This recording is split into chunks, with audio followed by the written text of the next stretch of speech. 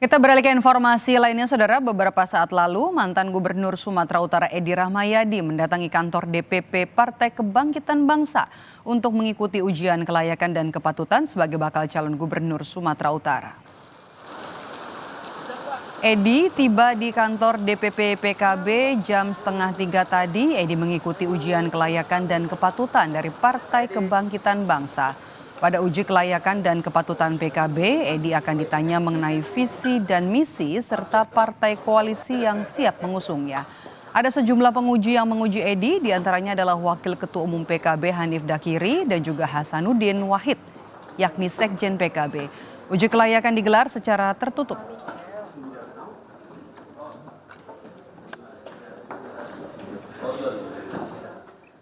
Informasi lebih lengkapnya kita tanyakan kepada jurnalis Kompas TV, ada Kika Madona di kantor DPP PKB. Kika, selamat sore. Apa saja materi yang diujikan dalam uji kelayakan dan kepatutan bagi Edi Rahmayadi?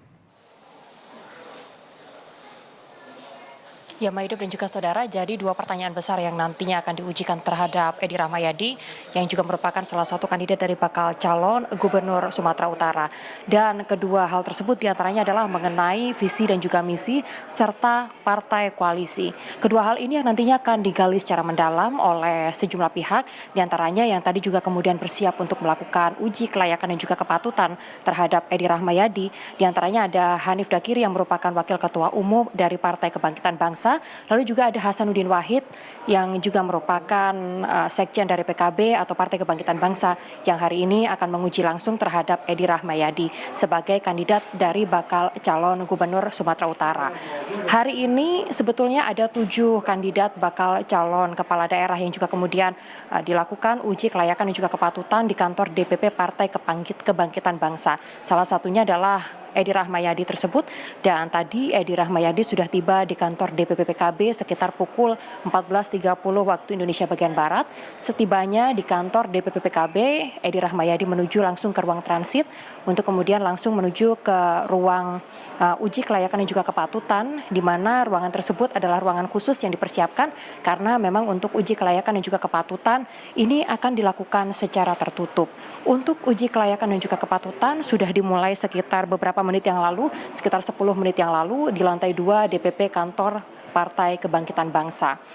Seperti yang saya sampaikan tadi bahwa untuk wilayah Sumatera Utara sendiri sudah ada 3 bakal calon kepala daerah yang juga kemudian melakukan uji kelayakan dan juga kepatutan. Seperti misalnya pada pekan lalu ada Bobi Nasution yang juga kemudian sudah mengikuti jalannya uji kelayakan dan juga kepatutan.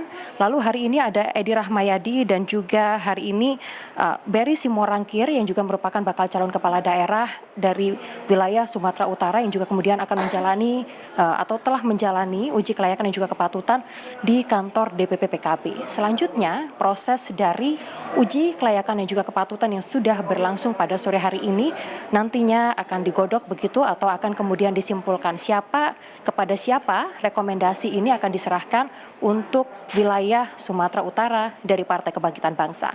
Maidok, kembali kepada Anda. Ini menarik ya, berebut dukungan Partai Kebangkitan Bangsa untuk 2 nama atau 3 nama, tapi 2 nama ini cukup besar ya, Bobi Nasution dan juga untuk Edi Rahmayadi untuk Pilgub di Sumatera Utara. Kalau untuk Jakarta sendiri bagaimana, Kika? Ada jadwal uji kelayakan dan juga kepatutan untuk Anies Baswedan dari PKB, karena sejauh ini baru PKB saja nih yang jelas resmi Ketua Umumnya bilang akan kembali mengusung Anies Baswedan di Pilgub Jakarta.